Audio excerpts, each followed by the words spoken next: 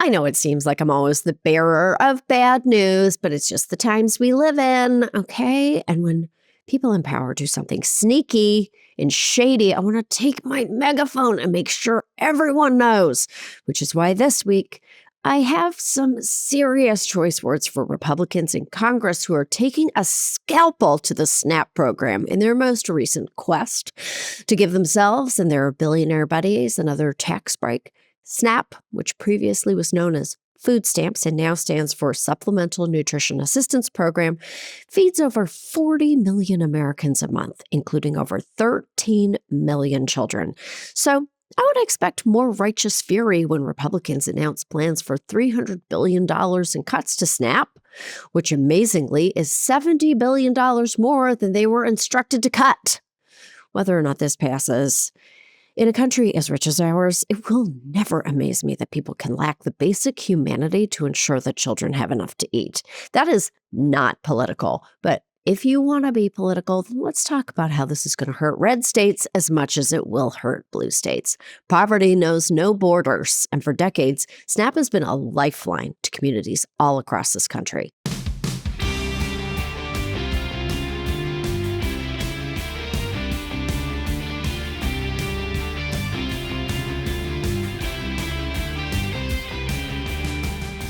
This is Choice Words. I'm Samantha Bee. My guest this week is famed chef, restaurateur, and food policy advocate Tom Colicchio. You know Tom from his role as a judge on Bravo's Top Chef, and he is the author of Why I Cook. He works tirelessly to make advances in food policy and shared a lot of information on how devastating cuts to programs like SNAP really are. So take a listen and make good choices.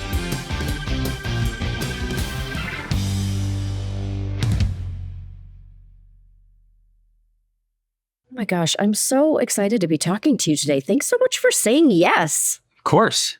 Oh, I'm always very shocked when people say yes to me. I'm always like as delighted as the first time it ever happened. I'm like, what? Thank you. I feel like we've met in the past. And we met at the Emmys, I think. We met at the Emmys. And then, do you remember, this was such a weird event. It could have, maybe you will not remember this, but years and years and years ago, I got asked to work some event as a flight attendant on a bus. And I was supposed to be like taking people around to stations or something on a bus. Yes. And I was doing the food. Yes, exactly. You were doing the food. Oh my God, what the heck happened? All I remember. I was trying to forget that. I love to remember the more humiliating events of my life. It's kind of fun for me. But then I remember that they asked me to show up dressed like a flight attendant. And then I was going to go on like a bus. And I didn't quite know what the job was.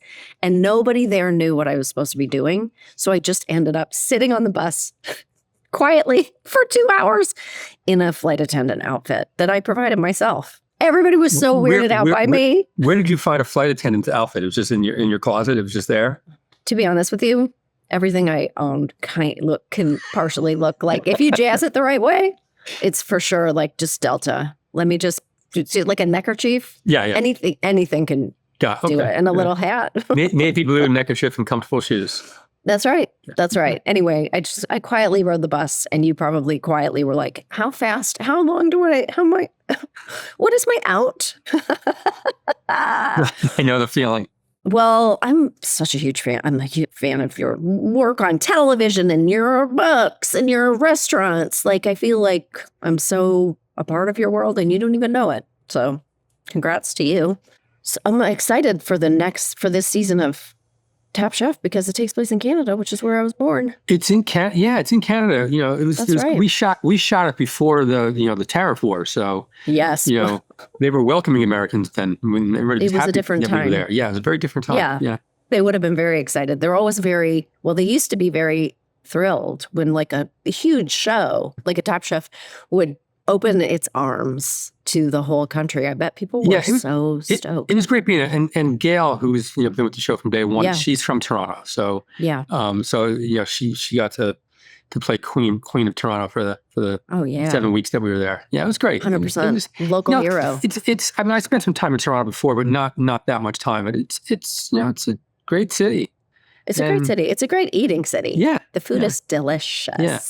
The thing is, truth be told, so because we're so close to New York, for most of the season, I'm on 1 off 2.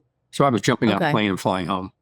Oh, yeah. So I didn't get to eat as much as others who were there the whole time.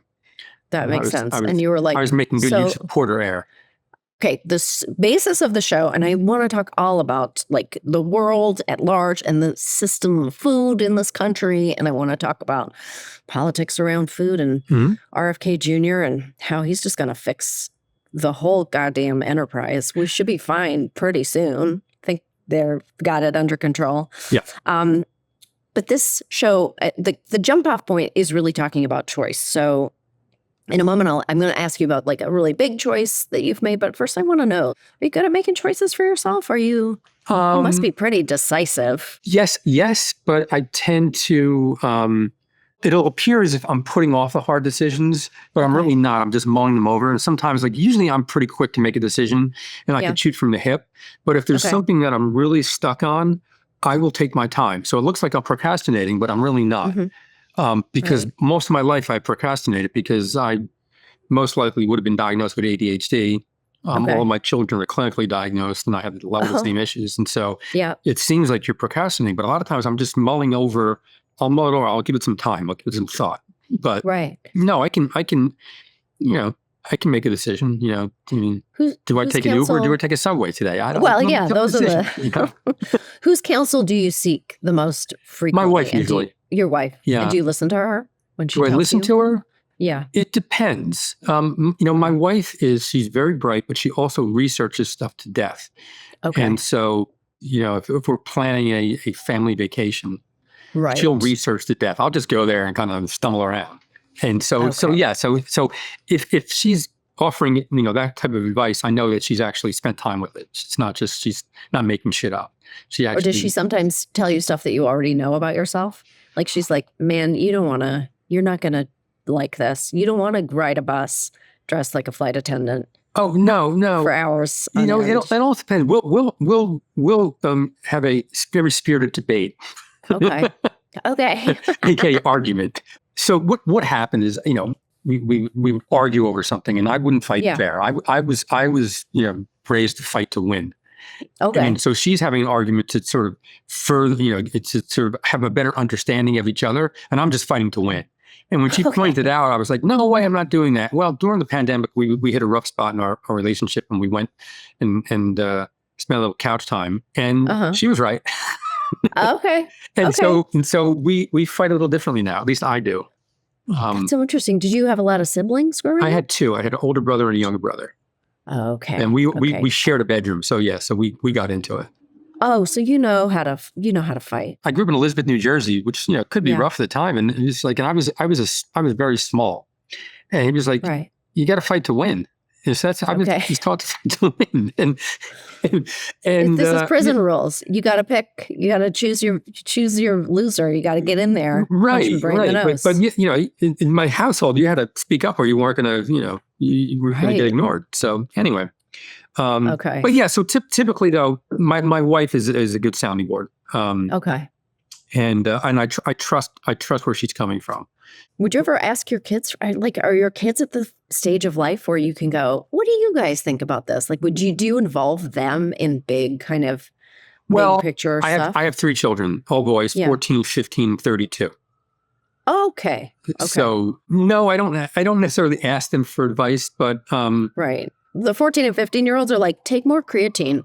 I think you should put more iron. No, they're actually my kids, I think they're pretty interesting. They don't ask for much. They don't want for much. They're both good students. One works at it much harder than the other.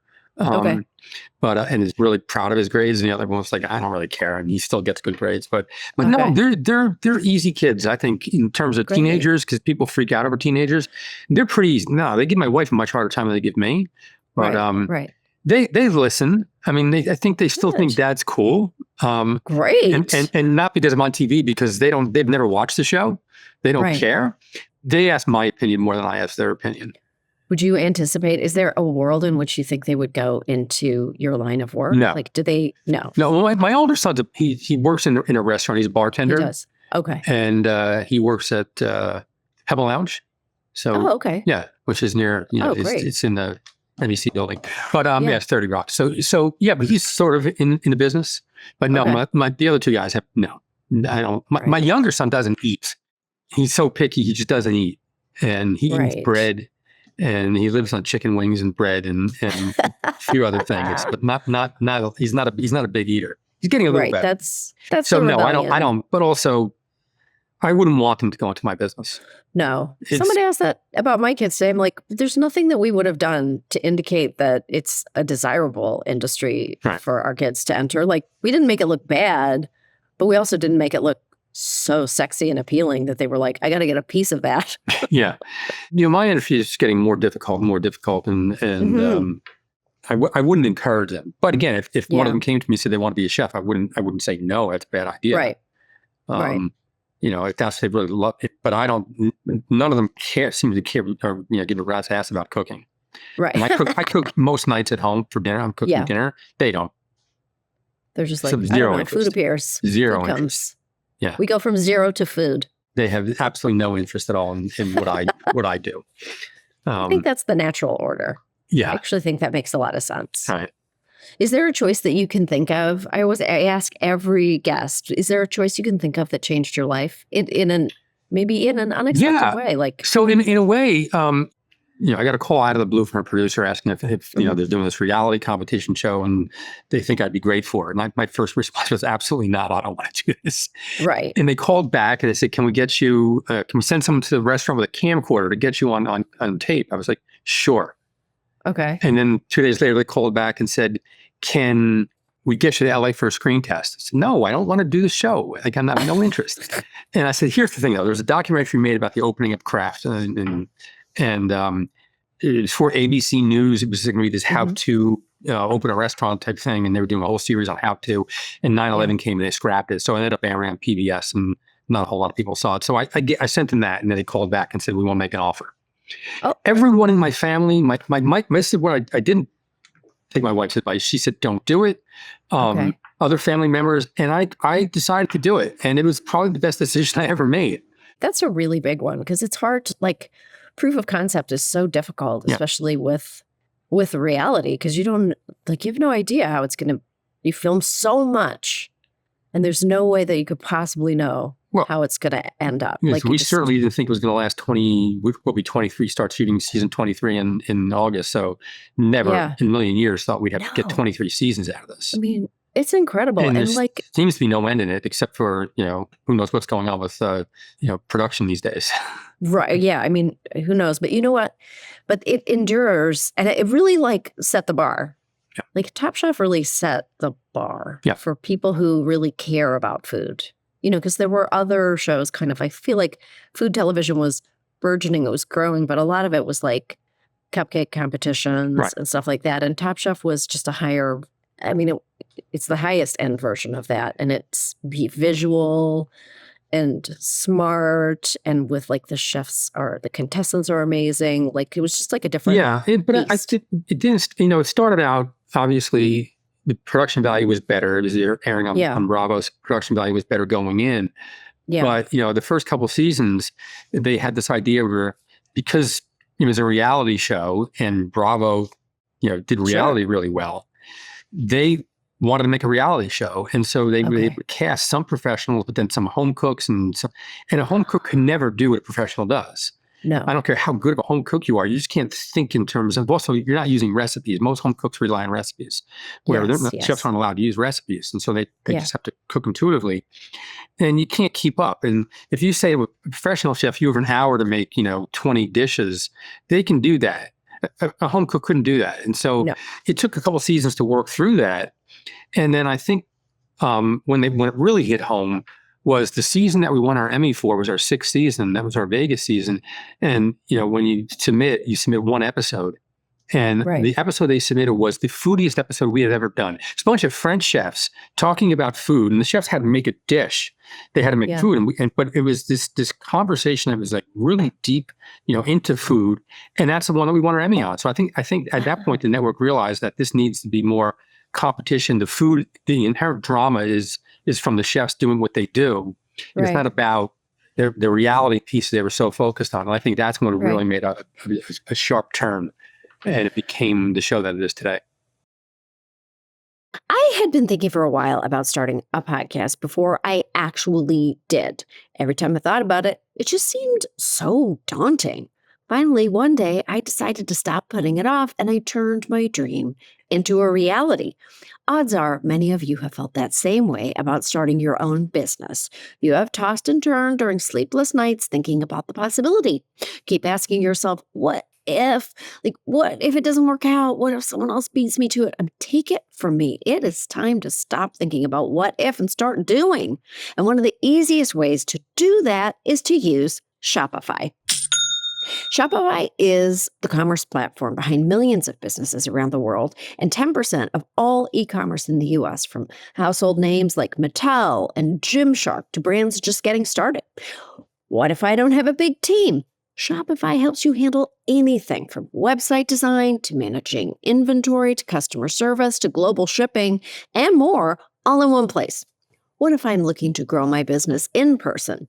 Shopify's award-winning point of sale connects your online and offline sales in the same place. What if I need to boost sales? With 99.99% uptime and the best converting checkout on the planet, you'll never miss a sale again. Only with Shopify. Turn those what ifs into and keep giving those big dreams the best shot with Shopify. Sign up for your $1 per month trial and start selling today at shopify.com/Samby. Go to shopify.com/Samby. Shopify.com/Samby. I think that there's something, and I think that we seek it now, and I've talked to other people about this a little bit, but not as much as I would like. I do think that we crave expertise. Like, we want to see someone I personally love process shows. I'm very process oriented. Like, it's not like I will watch anything, but I watch Top Chef and I want to see how something is made. I want to see like the thought process. Sure. I want to see people who are experts in their field not only make the thing, but also dissect the thing and talk about the thing. Like, especially now when we have this administration who is just so bungling, there's just something about like watching somebody stick the landing now that feels really necessary. Mm-hmm. And I think Top Chef is in that world. And also people are so, what is your favorite place to go and eat? Where do you like, not particularly a restaurant, but like a city or a place or country? Well, my favorite place to eat really is home. Yeah.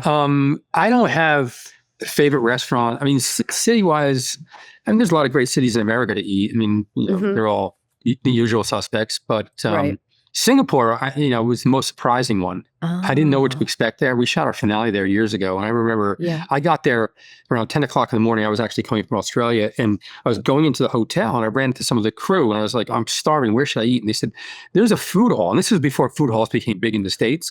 Go down the street and go down below and there's a food hall in the basement. I was like, really? A food hall in the basement? They said, absolutely, try it. And it was unreal. It's like they take, food's like a sport there. I mean, they have all the hawker stands where all over, but food is just, it's like a sport. And so I was really surprised, and I just had great food there. But there's good food everywhere. But in terms of a favorite restaurant, I don't. How could you? I hate to, even if I had one, I probably wouldn't say. But, of course. And also, so the question to me was like, if someone asked me about New York, I would say, what do you want to eat? Because it's kind of hard to say what's the best restaurant. I mean, do you want to, if it's fine dining, I would say go to, per se, John George, Danielle, one of those, and there's a couple of great Atomix and things like that. There's great Korean restaurants now that are more upscale. If someone said, mid-price trattoria, well, that's different. If someone said burger joint, that's different. Pizza, that's different. So do you go out and eat a lot, or you just prefer to eat? I mean, I'm sure it's just, I love eating at home. I actually love it. I love to cook at home. It's great. I love eating at home. So we have a house on the North Fork. We live in Brooklyn, but out there, I'm always really relaxed, and right.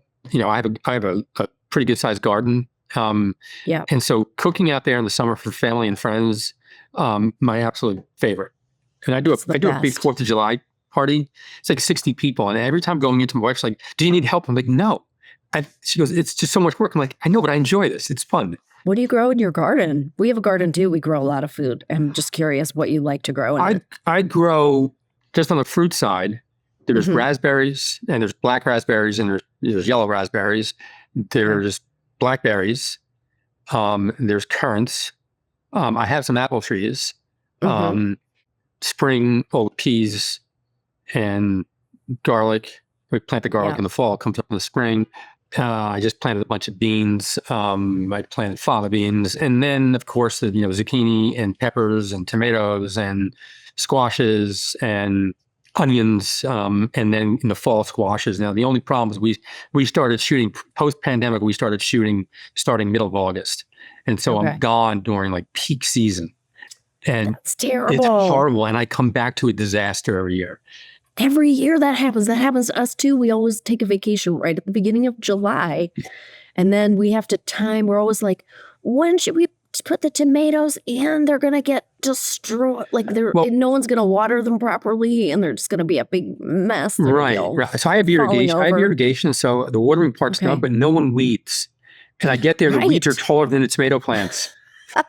And those stupid tomato worms, those like the boerworms, and then I got to come home. So if I do come home during shooting, I spend the whole day in the garden just pulling weeds. And so I got to figure. My kids are of the age now. I should bribe them and pay them to pull weeds. I think so. I feel like kids, like it would be really hard to teach my kids how to pull weeds though. Like it would take them all day to do a patch that would take you 5 minutes because you just know what's what. Well, yeah. So if they do that in like August when I'm gone, everything else is pretty established. So if it has a tomato on it, don't pull it out. It's not a weed. If there's a fruit or vegetable attached to it, it's not a weed. So, and you must have you must compost like crazy. We love to compost. Yeah. New York City composting.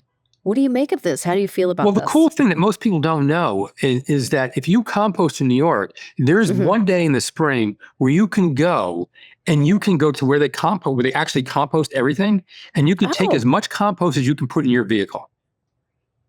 Bring it home. That's great. Yeah.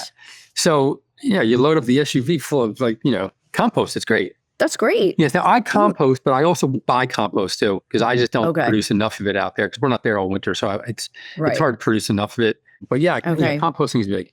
Yeah. We bought this huge, like rotating Swedish metal barrel.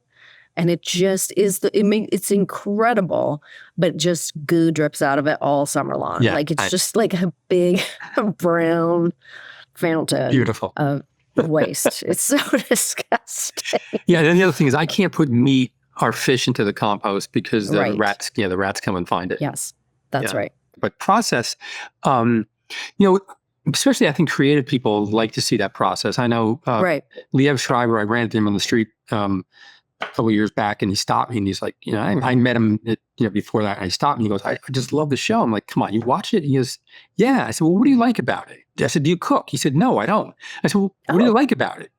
He said, the process. He goes, I get to see, you'll brief someone, and in a very short time, you'll see them think about what they want to do, shop for what they need, make the dish, and serve it. And they said that creative process happens so quickly, and you get to see it from start to finish. That's what's exciting.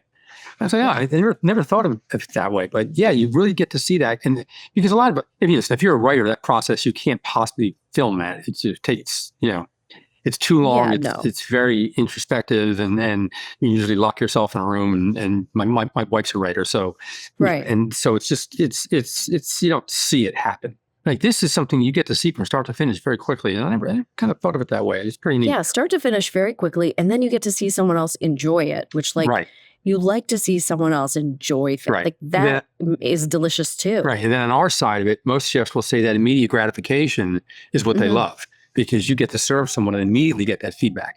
Yeah. Yeah. Yeah. I would like to stand on a stage and have people applaud for me. It's kind of the same thing. Like, it's like just kudos. You get that little energy burst and you're like, I'm really good at this. That was great. I love that. Try to recreate that tomorrow night. Exactly. Yeah. Never boring. It's never the same night twice. Right. And the same thing with restaurants. You move into restaurants. Restaurants, it's interesting. I always think that restaurants are more not necessarily like a movie, because it's more like a play. Because you have to write the script, meaning you've got to design this restaurant that's going to work with the food and the style of food you're serving and that whole bit.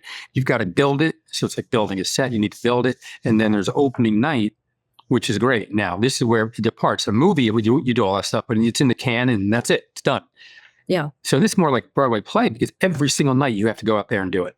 Every single night that restaurant opens up and you have to do it. And it's like a long running play. I mean, Kraft is 24 years old this year. It's a long running play. Oh my God. And, wow. And it is getting more difficult to run restaurants these days. And talk about that a little bit. For a whole host of reasons. Yeah. One, food prices have gone way up. And labor prices have gone way up. Rents have gone up. So, it used to be years ago when I started, you could run a 32, 33, 34% food cost. Now, that has nothing to do with labor or rent. It's just what you purchase food for and what you sell it for.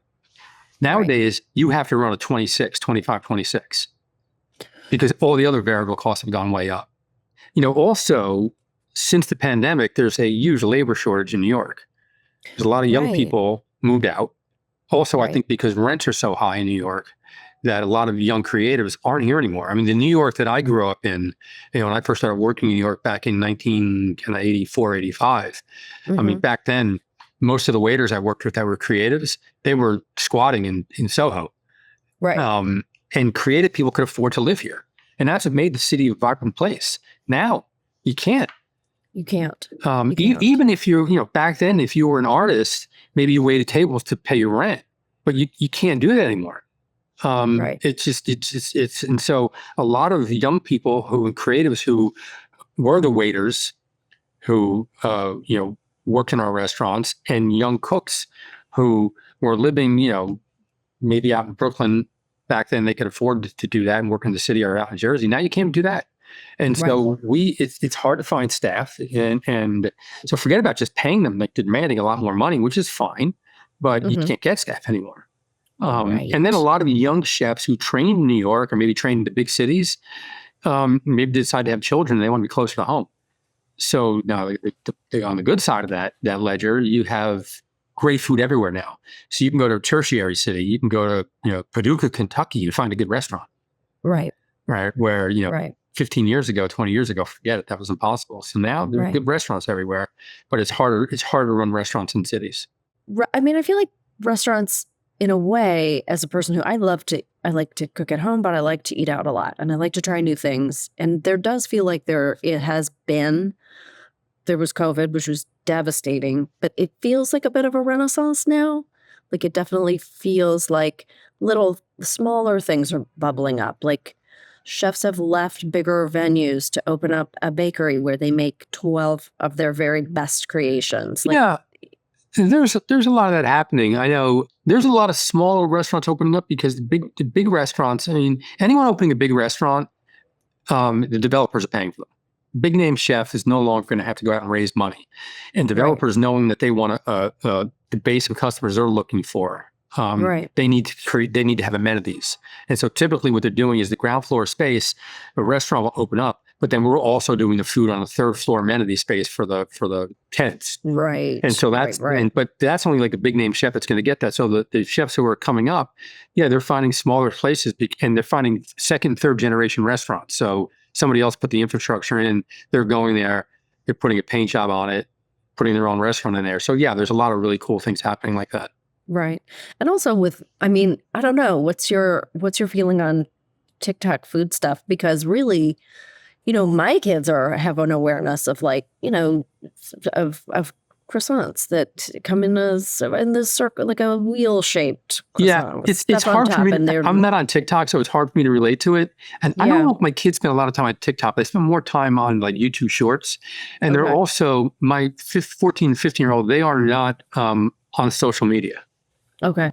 Yeah, the whole TikTok of things, I have such a hard time wrapping my head around it, but everyone keeps telling me, you got to do it. Well, you can't. I feel like if it's not natural to you, if it's not something that comes naturally, it's not for us. It's not for me. Well, probably not for. It has to be a little bit like organic to who you are, but it has had the impact of like, you walk past a bakery and you're like, what? There's the literal second lineup. Yeah, just for one specific menu item, and everybody's lining up for 2 hours.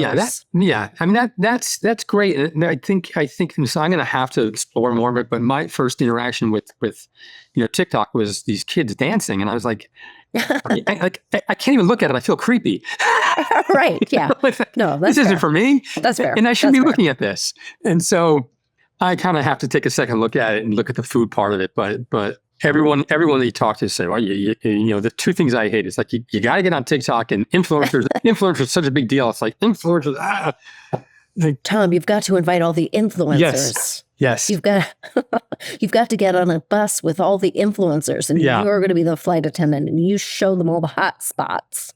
Or just sit quietly while they talk. Yeah, they got to come to the restaurant, and you're going to give them dinner, and they're going to post, and you're going to get busy. And I'm like, okay. That's a literal nightmare.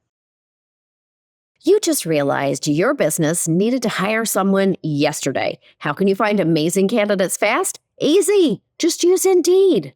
When it comes to hiring, Indeed is all you need. Stop struggling to get your job post seen on other job sites.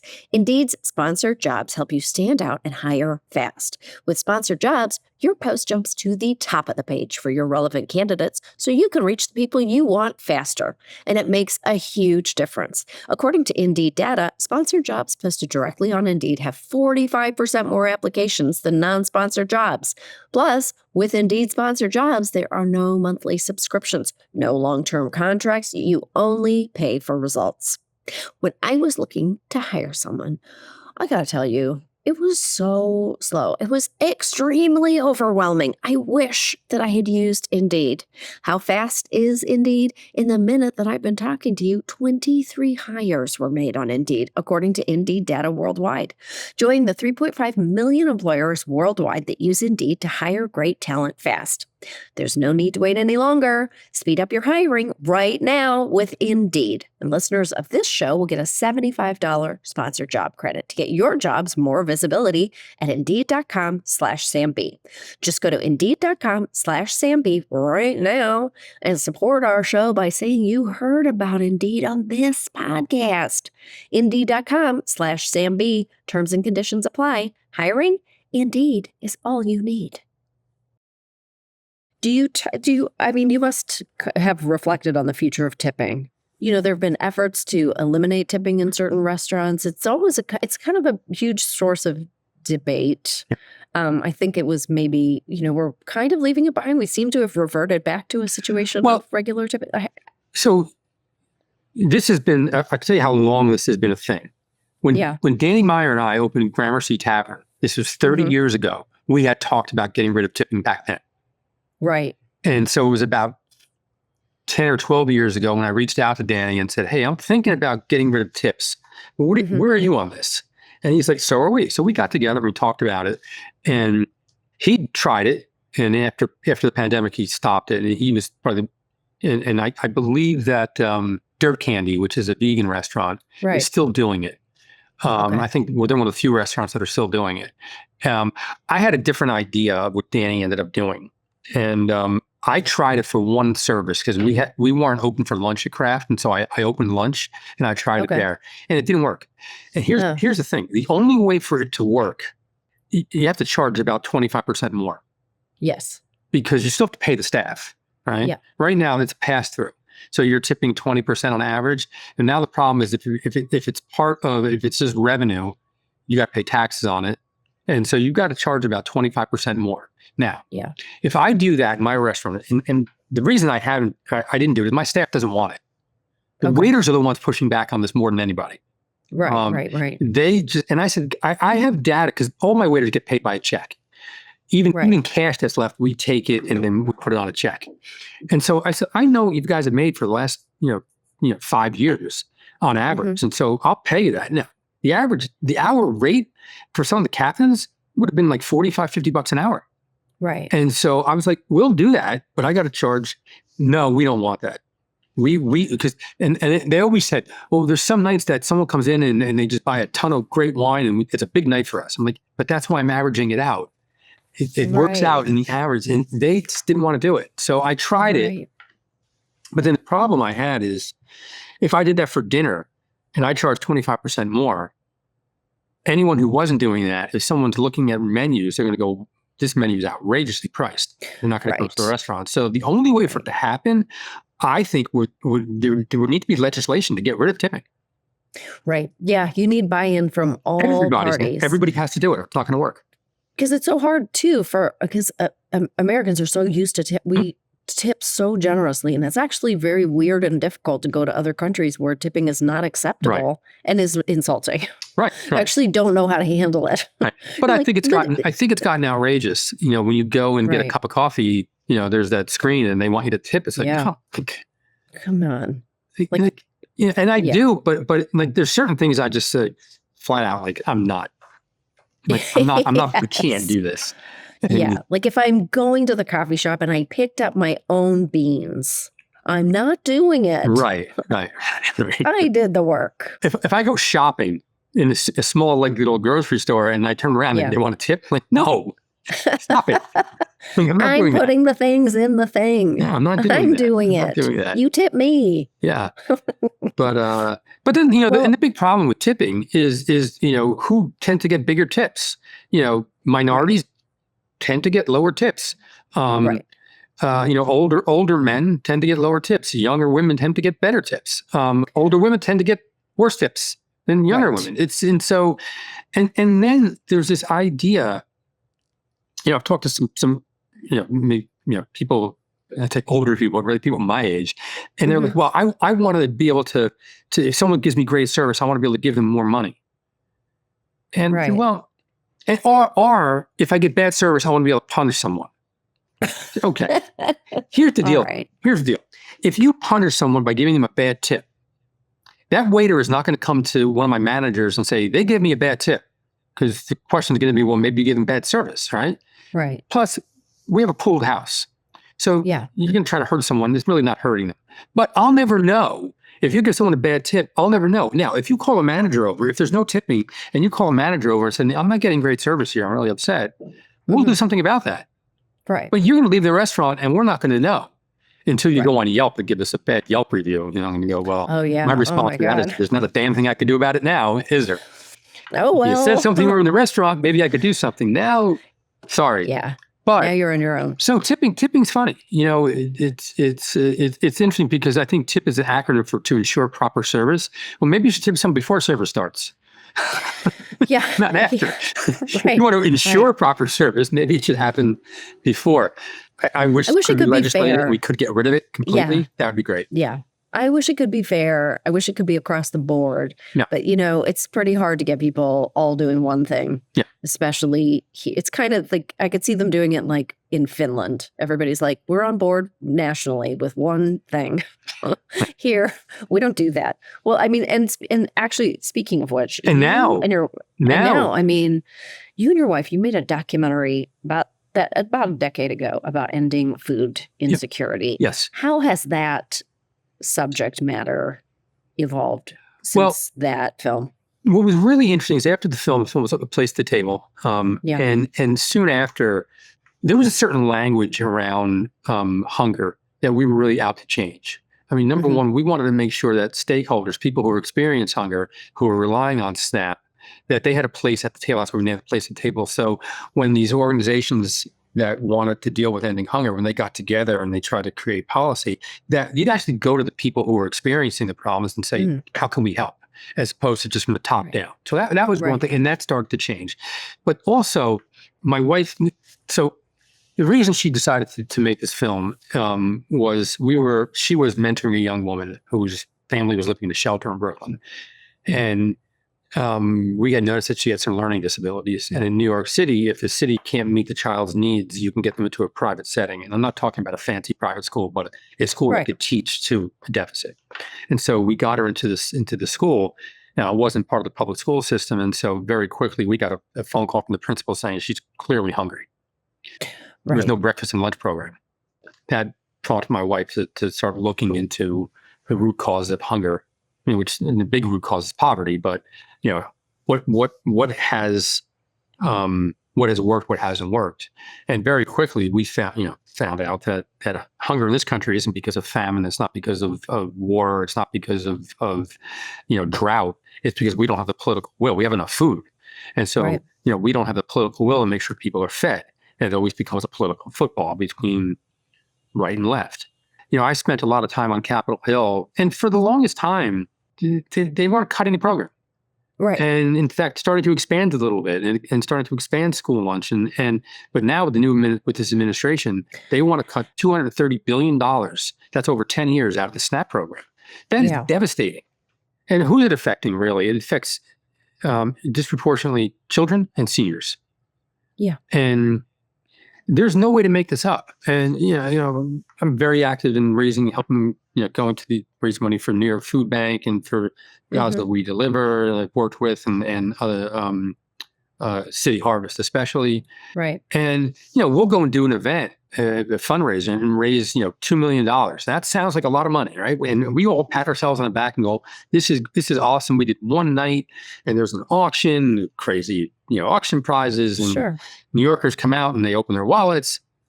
Well, how many of those events will we have to do to make up for $230 billion? Yeah. So very quickly you realize that these organizations that do such a great job helping to manage hunger, and at the same time, if SNAP is cut to the extent that they're trying to cut it, there is nothing these organizations that do to fill that hole. It won't happen. Yeah. So people are going to be hungry. Seniors, they're going to have to make decisions between medication and food. Yeah. You have kids that show up at school hungry, that can't possibly learn, and they're not going to live up to their potential. And you're going to have people who become desperate. Society starts to fray. And so I just this is such a mistake with what's happening right now. You kind of have to hope that the Farm Bill, because all these school lunch isn't in the Farm Bill, but SNAP is. But the Farm Bill, you always had to balance the needs of farmers with the needs of what was happening in urban areas, because SNAP was for the people in urban areas, and then the rest of the Farm Bill, the farm spending, goes to the rural areas. Well, now there's more hunger in rural areas than there is in cities, or just as much. The farmers certainly aren't getting much out of it anymore, and so the whole balance and the way you would negotiate this and debate it is out of whack too. And I was just down in D.C. Hakeem Jeffries put together a whole bunch of panels on Medicare, Medicaid, SNAP. Yeah. And I participated in one of the panels on SNAP. And my message to Democrats were, every time we're in power, it's like, let's just hold on to this. How about when we're in power next time, we say, we want to expand this.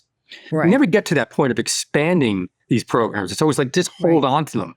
And we're playing their game and just holding on to their cuts. They're going to cut. They're going to want to cut. And we don't. No, we got to go in there saying, we want to expand this by, $100 billion over the next 10 years. Yeah. Yes. We're not negotiating. We're just giving in. I think that we proved during COVID that we can actually pull people out of poverty. There are things that the government is supposed to do. The childhood tax credit single-handedly cut poverty in half. Yes. Especially children's poverty. Absolutely we can. And this is what the government should do. It should take care of people who are struggling. It should be responsive to the population. It certainly, listen, I do really well. I certainly don't need another tax break. Right. Right. And I'm happy to not get one. It's like Warren Buffett too. It's like, I want to pay more in tax. Yes. You know what? I'd love to pay my tax. I'd feel much better about it if I felt that my taxes weren't going to like torpedoes that are going to fall off an aircraft carrier. I want them to go to things that I think benefit actual human beings. Right. Like human people. Right. But the multimillionaires and the billionaire class of this world, it's like, they should, right now, you hear that one of the biggest problems that we're looking at is our deficit. And we're close to spending $1 trillion just on interest. Right. Well, who has the biggest stake in that? I think it's the multimillionaires and billionaires in that class, because if they want to continue to do great things, well, you need people who can afford that. I want to hear a Democrat run saying, yes, we should cut government where we can. We should get rid of waste, fraud, and abuse where there is waste, fraud, and abuse. The majority of the fraud and abuse is really in the military, but that's what for some reason, we can't touch that. For some reason. But I'm fine with that. But at the same time, we have to raise taxes. You can't do both. If you want to cut the deficit, listen, we did it. We did it under Clinton. How do we do it? We cut government and raise taxes. Right. Only way to do it. And so you got to feed people. For Christ's sake, you have to feed them.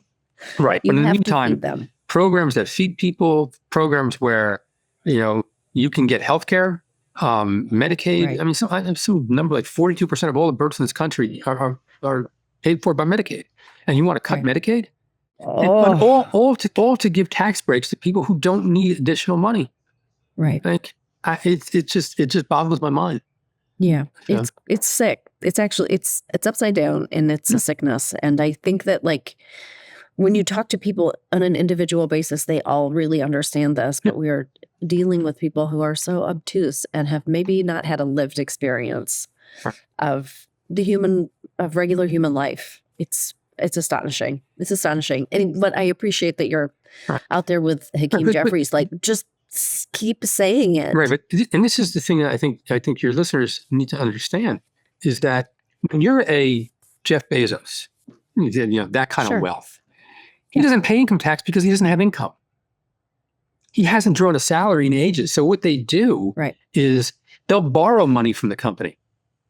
Right. So if he needs to buy a home or another, multi-million-dollar ship, right, to sail around in, he borrows the money, right? Yeah. You don't get taxed on money that you borrow from your company. He pays it back, but there's no tax on it. So he's living tax-free because he doesn't have a salary.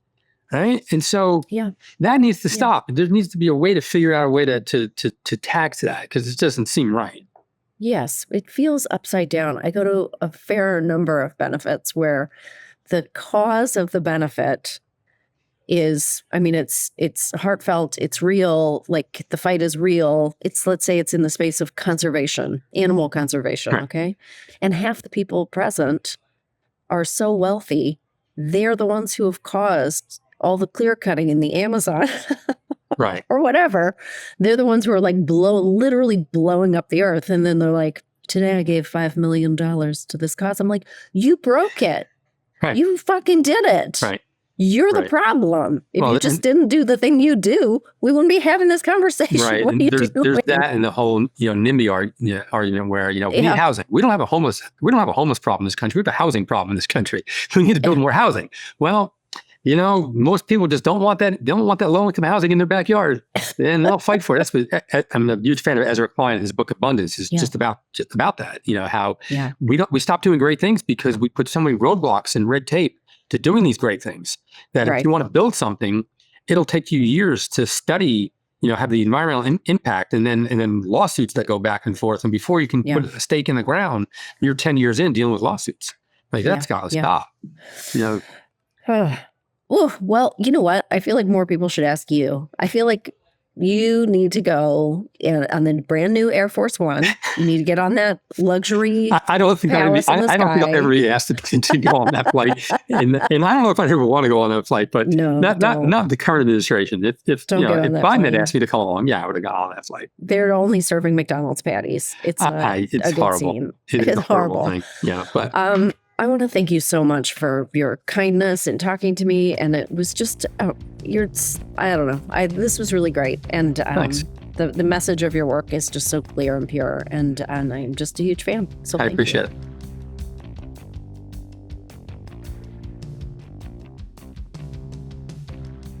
That was Tom Colicchio, and I had no choice but to look up one thing. We were talking about restaurant tipping and the idea of eliminating it, and I had to know where tipping even came from. Turns out it can be traced back to the Middle Ages in Europe, where servants could receive an extra bit of money for excellent service. Why do I feel like they weren't paid well enough to begin with? Anyway, thanks so much for joining us. I'm Samantha Bee. See you next week for some more choice words.